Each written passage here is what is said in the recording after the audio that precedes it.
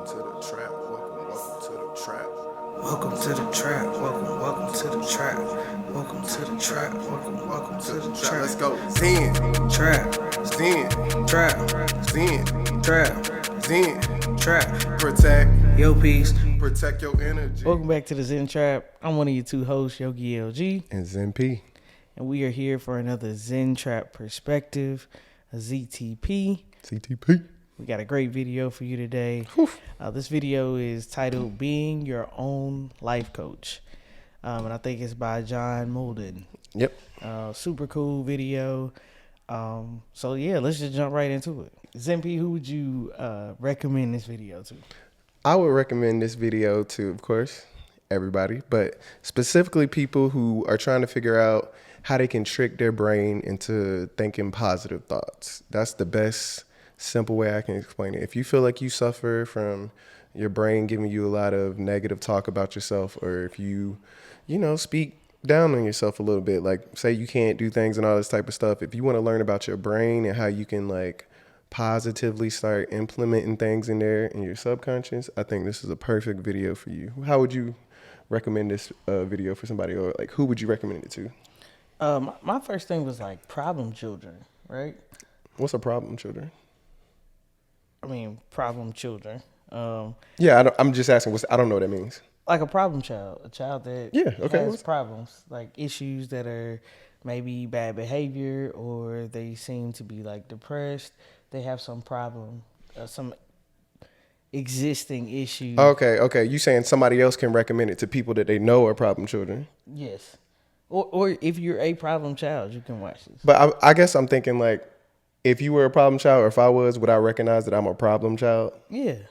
Okay, cool. Okay. Like you always get in trouble. It's always something going on, or you always feel bad. I agree with that. I just think in those moments, I don't know if I would be able to, just because that stuff is happening, still be like, I'm a problem child.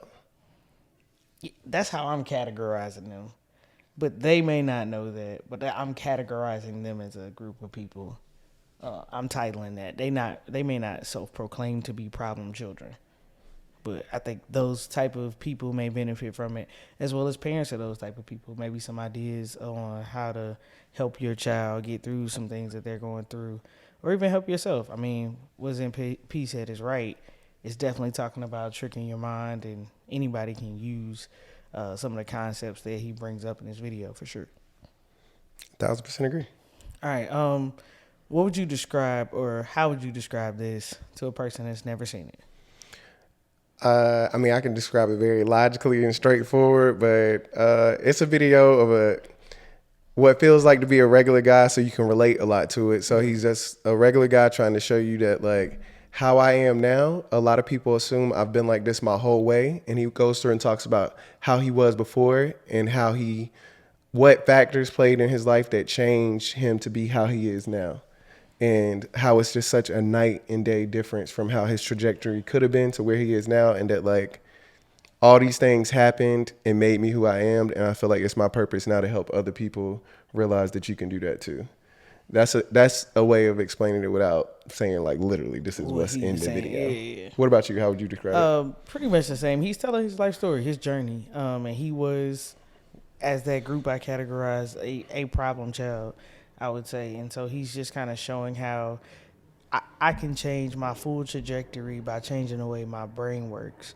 And he realizes that as a teenager, and he starts talking about the different things he was trialing to try to get out of this space that he was in. I love the disclaimers that he gives, like jokingly about like, hey, I know I'm gonna say some terminology that's probably not correct. This isn't probably science-based stuff. I'm gonna have to talk with the therapist after this, but yeah. This is what I feel and believe. So I love that when you can like admit that. So and he said it worked for him, right? It was his philosophy. I love when you giving stuff off like, hey, I'm not pushing this on you. I'm telling you what works for me. I highly recommend it, but you don't have to do it. Take what you want from it. You know my favorite part? What's your favorite bar? All right. One of my favorite bars, I got it on here. So I think what was really cool is he gives an example where my favorite bar comes in, but he's talking about voices in your head and how they're positive and negative voices in your head, but imagine them in an auditorium or some big room speed dating. where they're both giving off information, hopping to one another, talking to one another.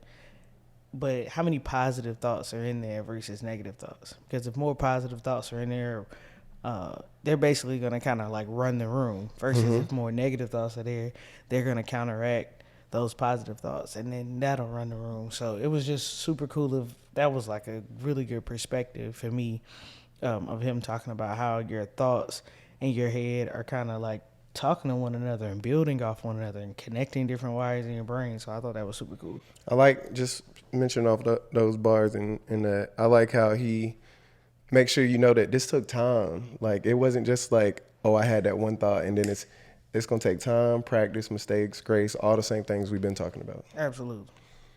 I don't know if I wrote down a specific bar because compared in this video, it wasn't like a lot of quotes per se in there, but I guess my favorite semi-bar was how he created rules for himself. And his two rules was just that he always would give one sincere thank you that day. And a sincere thank you is just something way more specific. If I'm going to tell you thank you, I'm going to tell you exactly why I'm saying thank you or what it means to me. He wants to do that once a day. Of course, he overachieves at it, but it's a cue in his head that today I want to focus on gratitude and being thankful. Secondly, he overly answers with a great to when people are talking to him as a trigger to do a sanity check. Like, how am I really feeling right now? He's like, hey, 95% of the time I'm really okay, or I'm content. Some 5% of the time I'm not. And that trigger allows me to be like, okay, if I'm not feeling okay, like I can do something about it now. It creates that space and awareness. So I love that. That would hands down be my favorite bar. Oh, I think I wrote this bar. I don't know if it was in there or not, but I just put, from my interpretation of that, without a system of like rules and stuff like that, you're just going by life and just letting it happen. Without creating space and triggers like that for you to like do some self-awareness, you just still in survival mode. And even if it's not survival mode, you just in relax mode, survival mode. You just in a mode just like letting stuff happen. So I like how he created rules to help him get triggers to create that space in his head to really recognize what's going on. Yeah, absolutely. I think he said something else about like a list of kind of not rules, but things that you should do on how changing the way your brain works, and that was really good. He said, one, you have to identify your emotion, whatever you're experiencing. Am I happy? Am I sad? Then you have to find the source of that emotion. Why am I happy? Why am I sad? Where is that coming from? And then you have to identify what emotion you want to happen. So I'm sad now. That builds off that video. Come on now. That builds off. Instead of why. Instead of why, what? So he then went to, what is that? What do I want to be? Which is hard sometimes, right? Because you sad, but is happy just going to automatically make you feel differently about that situation? And then the last thing was consciously managing how you think about that emotion, so that you can consciously overwrite the old pattern with a new pattern, or the bad thought with a good thought.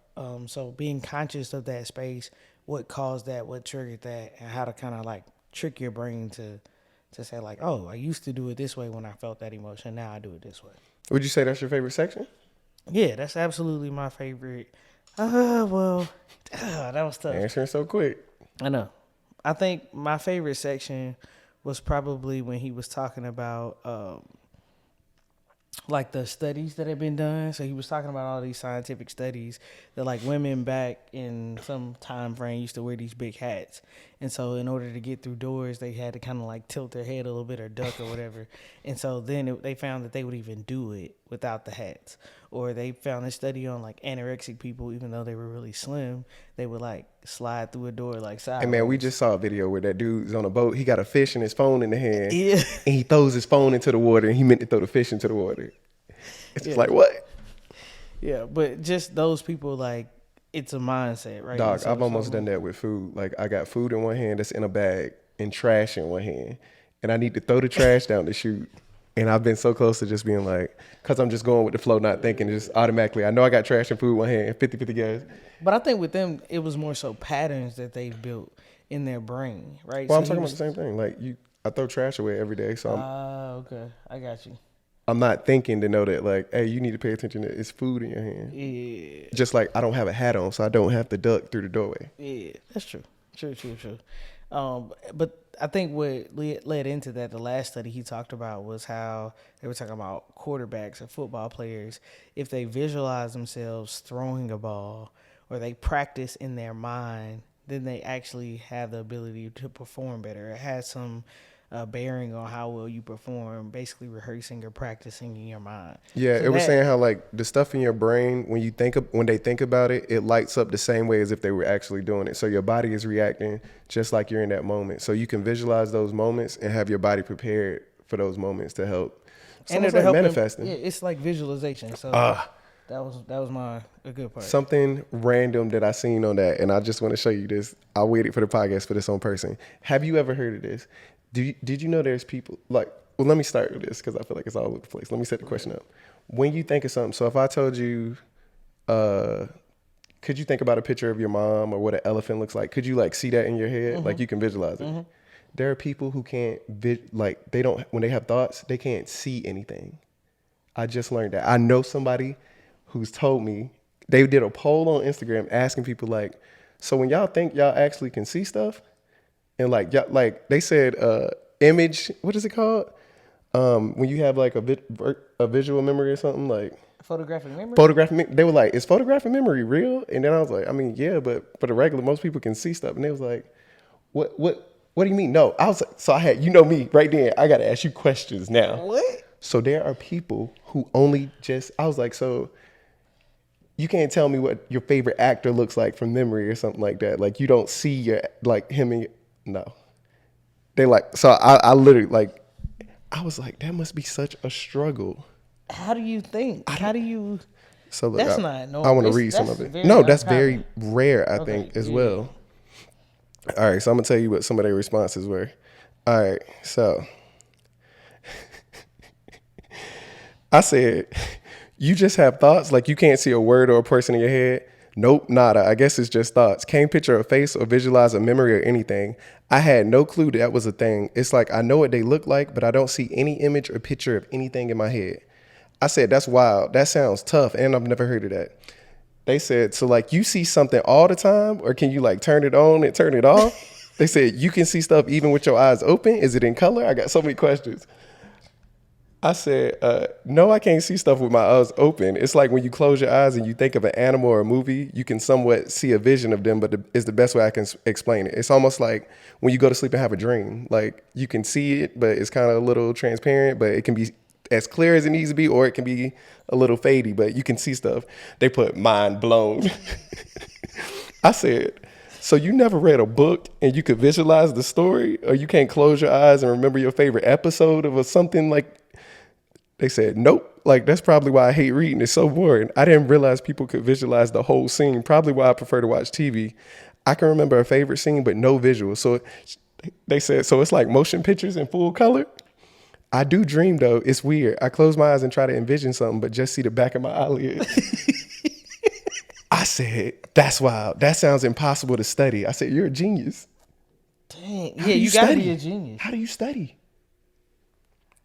Oh my goodness. So last thing, just to kind of close this home, like how did I make it this far in life? I was like, dreams are motion pictures and can be like first person. They can be like yourself or like a movie. And then they was like if you're doing a math problem, you can see the numbers in your head too. They was like, probably why I've always been great at math, but terrible at mental math. I'm upset. My dreams can be pretty vivid sometimes, but yeah, I can't conjure up an image or live action scene in just my head.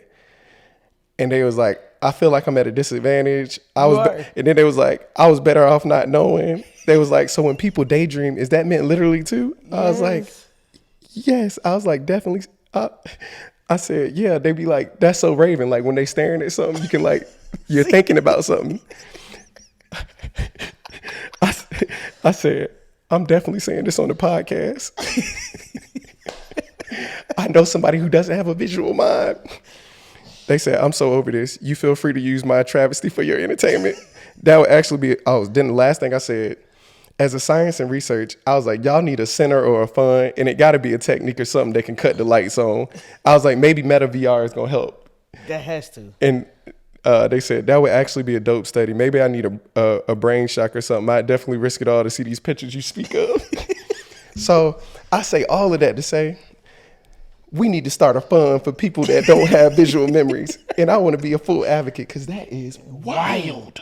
No, I know people who like see music and like images. No, those are like genius. That's genius photographic. Level. Yeah, that's crazy. Like I can see the node. I can. Yeah, so, I visualize these waves. I'm talking from the most basic point. You can see like a flicker. Like I can see an elephant. Yes, I can just make an elephant appear in my mind. If you can't see it, how can you draw an elephant if you can't see it? You just guessing? Like, well, I don't. You have to be able to see it. That don't even make sense, right? It don't make sense. You have to be able to see. What are you memorizing then? Like, how does your memory work without the visual part? I'm so confused. I'm so confused. Yeah, that's crazy. We need to go fund me for these people with no visual memory, and I want to talk to some more. So I gotta talk to some scientists about that. I need a doctor. After scientists, if you don't see visions, like if you don't see stuff, like if you can't see, like if you can't close your eyes and visualize something, please comment to us and like tell us your experience. I want to know, or send me a link. Because when I said the speed dating example, I'm seeing little thoughts running through my mind. When I read a book, like, I can imagine, like, especially a fiction book, and they giving all the detail, like her skirt was black, it was long, it came right above her knee. Oh, okay, I'm drawing a picture in my head. Absolutely. All right, what was we talking about? I'm sorry. I had to fit it in somewhere, wild. And I was like, so even if you go to like some speaker or something, they trying to get you to visualize. I don't see nothing. I can't see. You see your eyelids? What? I think you need to close your eyes again. Like you got to close your eyes and then close them again. You got to not look. You shouldn't be looking. You shouldn't. Yeah, you shouldn't still be open. Like when you close your eyes, you look. It's almost like when I asked my brother how to go to sleep. He like what? What? Just close your eyes. That's cool. All right. So, what was your favorite section? My favorite section was definitely in the beginning. Like I loved hearing about his father. Okay, yeah. So when he was talking about how like, can we just be a normal family? Like we riding around listening to all these positive tapes. So I love the multifaceted perceptions that was going on where like he's a child, he's annoyed that he's hearing all these tapes about positivity and keeping all that positive energy around him. Then when he gets older, he realizes that my dad was going through some of the worst stuff in his life. And he said it was a choice. It was a choice to still be positive in those moments. Yeah. And like, I was like, dang, I can't imagine how much perspective his father had to have to just make that choice to be positive, because that is so tough.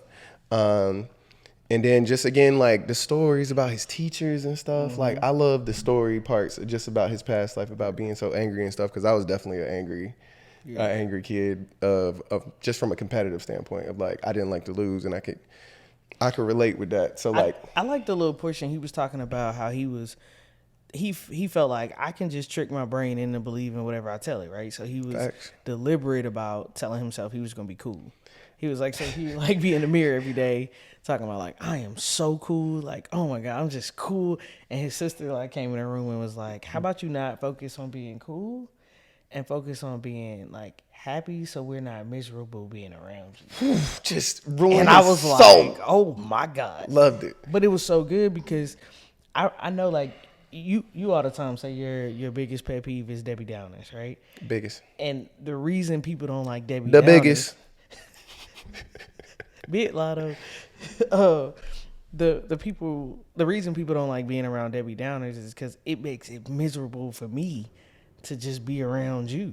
Like now I'm upset that you in that space and they ain't got nothing to do with me. So a lot of people, if you feel like you down often, it ain't about being cool or fitting in or whatever. It's about getting yourself to a space, and then everybody else won't be miserable being around you. Yeah, and I think in those moments, even when like, because to me, I'm trying to understand in my head, like logically, like I'm trying to visualize what would happen to make you think like that. Like how, like to me in my head, if you focus on being cool, how are you making people miserable? Like I don't even see how that's possible. And then I was thinking about it. I was like, oh, if I'm around you right now, let's not even say I'm thinking about something cool. You could feel cool in with anything else. I'm thinking about my mama. I'm thinking about food. I'm not focused on what's going on. So I can be making people miserable just because I'm not in the moment. I'm not listening to you. You telling me stuff, and I'm just. Well, or you walking through life only considering yourself. It's not that to me. I'm saying you're not paying attention. Okay. That's what I'm saying. How you be making somebody miserable. It's like I'm having a conversation with you, and you thinking about whatever. It could be cool. It could be this. It could be that. But you're not thinking about. Present. You're not thinking. I can tell that from how you're responding to me that your mind is not here right now. What it's on, it's cool. We can talk about it, but right now, me and you're not even really having a conversation because you're not present. And I I can got feel that and tell that. So that can make people miserable as well. So I'm thinking like maybe it's something along those sorts. Yeah, that could be. Yeah, but I thought that was just really cool. And then he was like talked about how he focused on being grateful from that point forward. That was his The next shift step. to being grateful. Yeah. And that has been huge for my week. I just had one of the most significant weeks of my life Yeah. ever. So and me, And same that same was with the me. main lesson that I I went learned into from it. something Being this able to week. shift into gratitude. Yeah, I went into something this week and you recommended it right before I went into it of just being grateful. And if you go into something experience, with a man. positive thought in your head, like, man, even though this is about to be really bad, it was so much good in that. I'm grateful for what I experienced. I'm grateful for what happened. I'm grateful for what I Or how learned. necessary it is. Yes, absolutely. Like that is a grateful aspect too. That like it's no way around this. This has to happen, and it's not gonna be a good time. How are you grateful that it has to happen though? Like, you know what I'm saying? Like, are you grateful that you have to be in that situation? I didn't say that. Yeah, I'm asking. What are you asking? How are you showing gratitude for the fact that you're in the situation, or what? That's what I'm saying. That's the same. brought? Or what the situation. Like what you learned from the situation, what you got from the situation. I think those are two separate scenarios to try and say which one. That's what I'm saying. Okay. So to me, because I can tell you what I'm grateful for in both of those different scenarios, so it's hard to say which one. Okay. So I'm grateful for everything that's happened. That's the situation. Am I grateful being put in the scenario? Maybe. I don't know. I don't know how to, like, I could be, I could not. I can find things that I'm grateful for and things that I'm not for being in the situation, but I don't regret the situation. I don't regret where I'm at. So that's what I'm saying. That's a difficult I get you. I agree question with to answer. that. I agree with that. Do you have a story in your life that relates to this? A story in my life that relates, I can easily use so many things. I try to be a very humble and focus on gratitude type person, but I haven't learned. The biggest lesson definitely came in this week, where I would say I went through probably one of the things that could have like broke me and made me like, what's the word I'm trying to say? The situation could have been crazy, terrible, feelings all over the place, but once I took a cue and a trigger to focus on gratitude in that moment of just like what we just talked about, of gratitude for the situation, gratitude for what's brought me here, gratitude for all the lessons I've learned, gratitude for how this can help me and benefit me in the future, gratitude that what I'm doing and holding myself accountable to in doing this is beneficial for both parties. It's not just beneficial for me. So I'm not just thinking about myself. I'm thinking how this will benefit the other person as well. Change my life. And that's the advice I definitely gave you before you went in that situation, because I literally experienced it. And like I said, my life is changed and blown from being in that where like you can choose how you want to react to certain situations. And that is the ultimate level of accountability, by being like, this person is doing this external event is doing this, and I'm going to choose to not respond with this. I'm going to still move with love and good intentions. And I'm not saying you wrong if you do or don't. Like, I'm not saying your emotions don't get the best of you. And I give you this advice all the time before this gratitude stuff, that like the thing with feelings is still not letting your feelings control you, and you're reacting based off your feelings. You're reacting based off your choice. So like, you can slap the shit out of somebody. But I would like you to be able to choose to slap the shit out of somebody versus I slapped him and I saw red. I don't remember. Did Will Smith choose to slap the shit out of? Oh, I think Will Smith is very conscious. He didn't. Did he apologize out loud? He gave a little PR apology, didn't he? I think he was very conscious about that choice.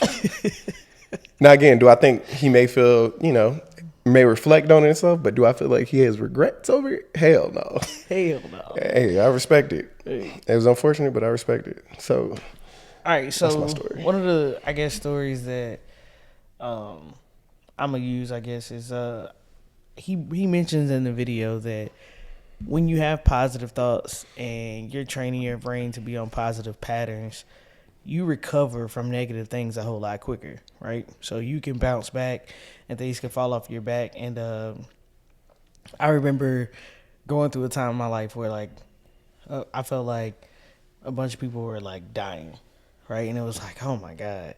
this is heavy. Right? But how I know at the end of the day, even though that's super emotional, you know, everybody's going through stuff, and it's hard when people die. That's one of the hardest things that a lot of humans deal with, is that thought of death. But how I choose to handle it it's all a choice. Even something that extreme is a choice, and how you choose to look at it and perceive it.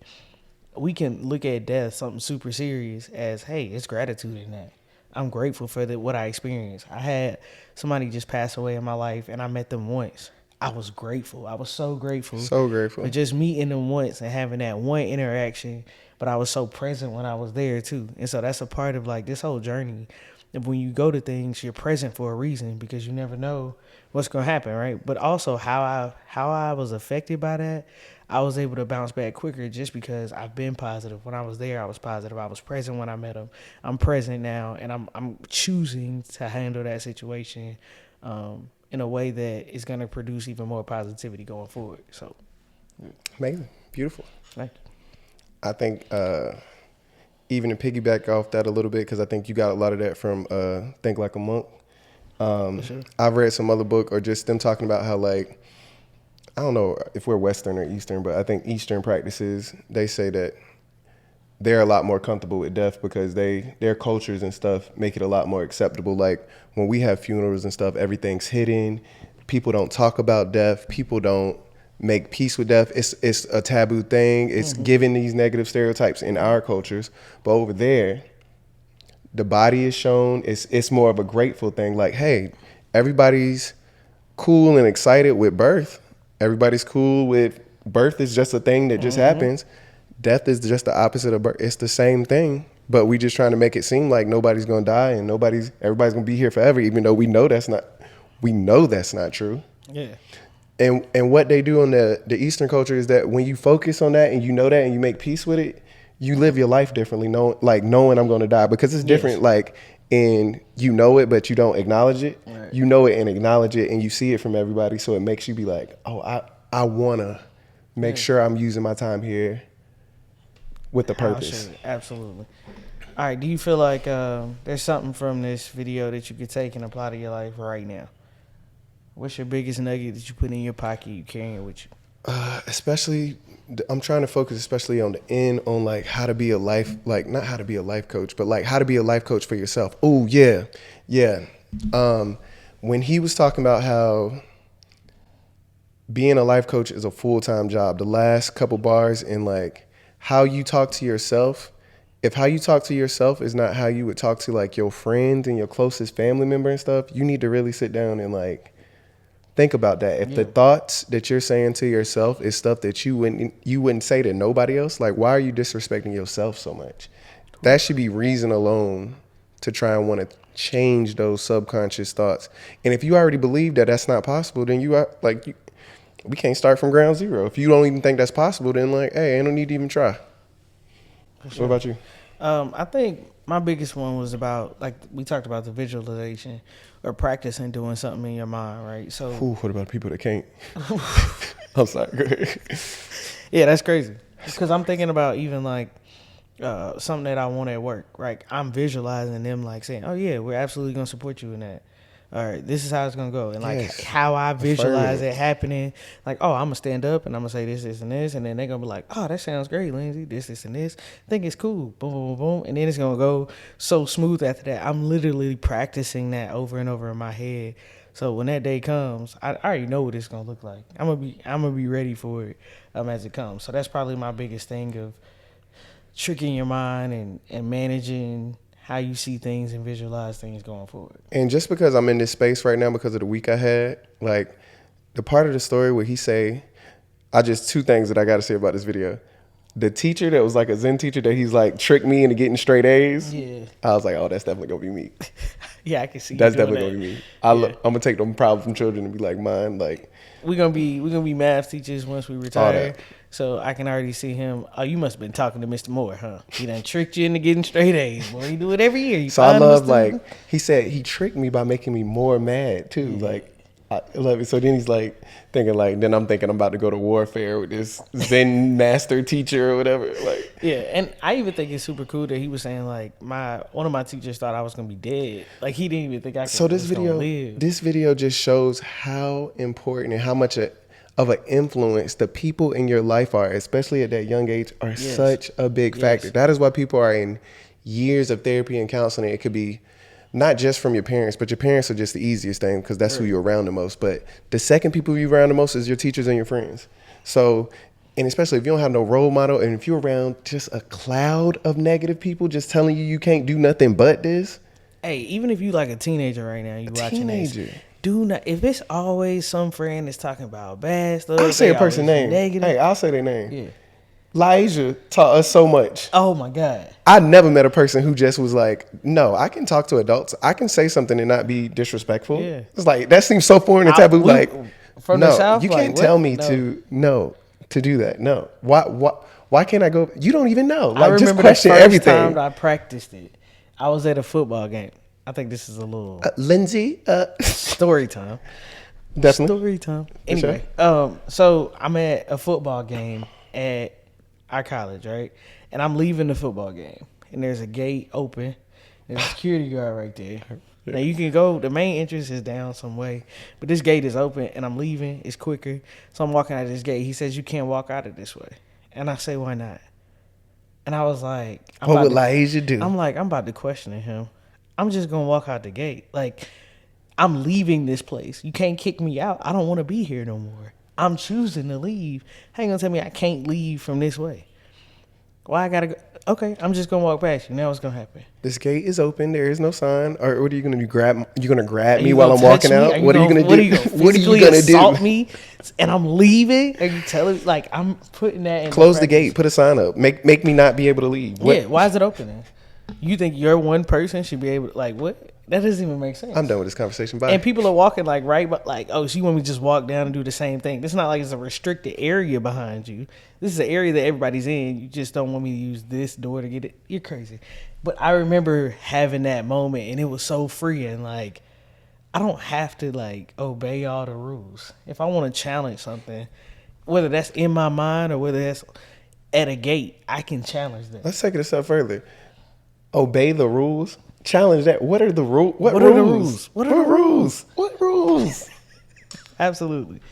I think that great story, great point. Yeah. I think that goes into the other part that I just kind of wanted to drive home and ending that, again, I'm relating it to this week because this week was just one for the books for me, of when moments like that happen and you can like fill in that like, oh man, now I see why this, and this happened. Because if this, and this hadn't happened, I wouldn't be prepared for this moment. Yeah, I would not feel the same way. Like, for sure. So in the videos where he saw the little model car and he's like, this can't be nothing but meant to be confirmation. Yeah. There's no way this little boy can have this exact model toy car that is my dad's car. Yeah. So in the video, his dad's car was the place where he listened to all these positive speed tapes and stuff in the car, and he wanted to just listen to regular music. But he saw this model car that looked exactly like his dad's car later from this little kid. Randomly at some spot. And he was like, I could just think positive. Like, and he remembered all the things he learned from those tapes listening to and he saw it at the exact time when he needed it. Yep. That is crazy. And he was like, it wasn't overnight. It wasn't an overnight transformation, but that's what triggered. That's what triggered the snowball effect of just taking that second step on faith. Absolutely. Super good. Super good video. Definitely recommend you watch it. It's some nuggets in there. Again, not full of necessarily bars, but just his story and his journey allows you to see a lot of insight on how you can just change the way you think. You do not have to be the way you've been. Yeah, I just want to end with like wrap it up with like 2 points. Like, I don't know if he realized as well that like the people that he got a lot of influence from, his teachers and his dad, I think they all were history teachers too. He mentioned that. And now he's a history teacher. Yeah, that was dope. It's like full circle. He's like, oh, I guess maybe that could have been an influence on why I like want to be a history teacher and not even thought about that. Right. And then kind of last thing, of course, if you got something too, I'm just thinking, what was the last thing you just said? Because it'll make me remember. I was talking about you could just change the way you think. That's it. See, I just needed you to say it. I want to drive this to the ground. I know it may not help people. It will. Cool, you're right. I ain't even gonna speak that out there. Exactly. I'm gonna drive a point to anybody that's listening, and I want to reiterate and make this very strong. You do not have to wait till you hit rock bottom to want to change your life. You do not have to wait for turmoil. You do not have to wait for an angry situation, an external event. You could be sitting at home right now, like that DeVry commercial. Just have a thought and choose to change whatever it is going on in your life that you can change inside of yourself first. You do not have to wait for something bad to happen. Don't get me wrong. It's a nice story. It always, I guess, feels better when you can go back to that point of rock bottom. But you can be different in that manner where you do not wait for some random, whatever you determine to be your rock bottom, whether it's emotional or external event. You don't have to wait for that. You can make peace with whatever it is now and change anything in your life right now if you just simply make the choice to do it. Absolutely. You can. 100%. And if you don't believe that, then that's going to be a tough thing to do. Or you could just hit rock bottom and do it. But you don't have to wait. But a lot of people do, and that's okay. But you don't have to wait. You don't have to wait till that moment. Yeah, man, it was good. That's all I got. Man. That's all I got. I'm all potted out, baby. All right. Libbity bibbity. Again, we thank you for listening. Like, comment, subscribe. Tell us what you think. Yeah, man, we can do like I said, we can do a lot better job of talking back. Hey, man, if you need to remember something while you out there, protect your peace. Protect your energy. This is Zen Trap, man. We out. Welcome to the trap.